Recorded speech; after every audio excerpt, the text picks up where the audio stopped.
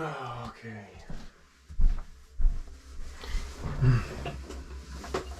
Hello, everybody. Welcome back to Euphoric Consciousness. I hope you guys are having a great day so far. I hope everything is abundant, prosperous, joyful, happy. I just hope there's peace over your soul.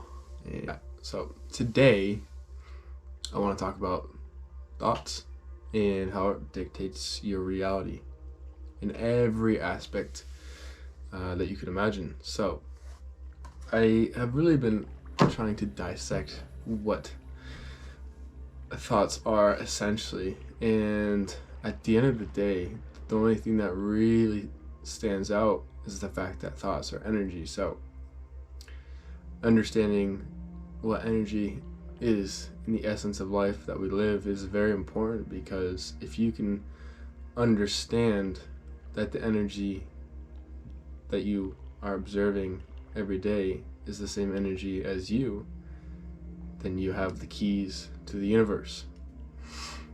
So with that being said, there needs to be a connection between yourself, A being the thoughts, and B the outcome, the external reality of what you're trying to desire and the outcome.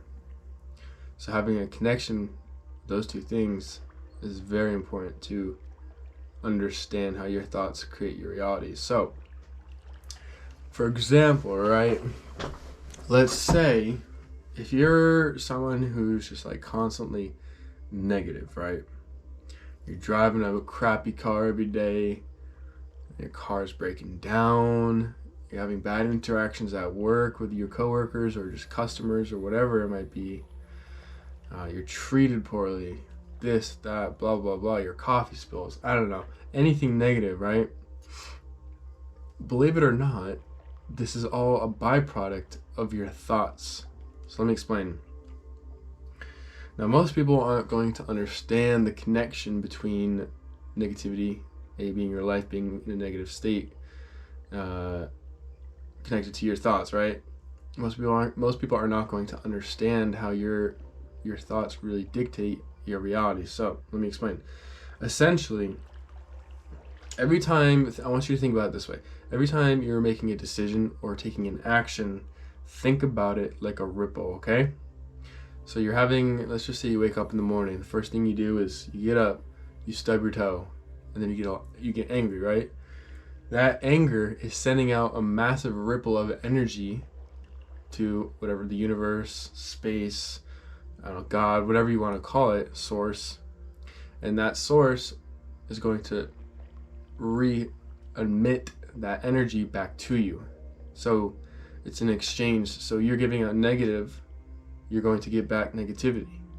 So you stub your toe, you're angry. Next thing you know, you're going to make your coffee, your tea, your morning drink, you slip, it spills all over the ground. You're even more angry and more frustrated. So the next ripple of energy that you're going to send out is going to be even more massive. So it's just a continuous cycle of negativity. So do you understand how this ripple effect continues to go back and forth, back and forth, back and forth? And through that, you're creating a negative reality. It's basic, but it's very complicated, because you have to be self-aware to really understand this stuff, more or less to understand yourself, if anything, because it all comes down to yourself and the subconscious thoughts that you have and the subconscious actions that you take. Because like you stub your toe, right? Most people are going to get angry because it hurts. And there's nothing wrong with being mad. It's more a matter of reacting to the anger in a positive way than rather feeding that anger with negativity. So like, say if you stub your toe, right? Let yourself be angry, but tell yourself it's going to be okay. It's just temporary pain. This isn't going to ruin my day, as most people would say in that situation. And I think that in itself is massive growth, because if you're willing to take that anger and turn it into a positive situation.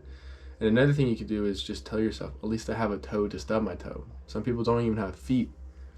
So you have to replace a negative circumstance with something positive to reinforce your subconscious thoughts, okay? So they're saying light attracts light, okay? If you're always attracting negativity in your life subconsciously because you don't realize it, you're going to continuously get negativity in your life. So you have to be very mindful of the thoughts that you have within yourself, because those thoughts that you're having really do determine the life that you're living. And then it really comes down to every detail, because most people don't understand. You have 60 to like 70,000 thoughts every day, right? 90% of those thoughts are the same thoughts you've been having for days, weeks, months, and even years, or your whole life. So you have to be very watchful with the thoughts that you're having, and you have to be able to decipher whether the thought that you're having is benefiting you, or is it putting you in a more difficult stance in life. So being able to understand your thoughts to control your reality comes down to being able to ask yourself, why am I having this thought? What's leading me to have this thought? Why am I having this emotion with that thought? Why am I attaching that experience with this thought? And so forth. You have to break down all these barriers before you can take those 60 to 70,000 thoughts and turn them into positivity. And that's the key, is being able to take down those mental barriers that you've put up for yourself for so long, to tear them down, to rebuild barriers, not even barriers, to rebuild yourself in a more productive and positive manner. And through that is the way you control your reality. So if you're anybody, well, everybody wants to create something for themselves, right? You have to be able to fully, completely trust yourself at all aspects in life. Like, you cannot have any resistance, you can't have any doubt, you can't ask yourself, what if this, what if that. Having that small amount of resistance is enough to completely derail you from achieving what you want to achieve in life. And the thing is too, it's like, why tell yourself that you can't do something when there are millions of people doing the exact same thing that you want to do? There's no difference between anybody in this world. We're all the same. We're all the same, right? So there should be no voice in your head telling yourself that you can't do that. I'm not as good as this person. This person's born with natural abilities, when they really just worked hard. And you're creating a mental illusion in your mind, telling yourself that this person was gifted, when in reality, every person who is financially successful, an athlete, an artist, musician, they've practiced day in and day out, and they trust themselves. They have no resistance between themselves and the desired outcome that they want. So I know it is hard to break down these mental illusions, just because, like I said, 60 to 70,000 thoughts, right? It's hard to break down those mental illusions that you've believed in for so long. I understand completely. But it is as simple, and it is simple. It's just the thing that makes it complicated is those mental illusions that you create for yourself. So you have to be able to decipher what thought is fact and what thought is not fact.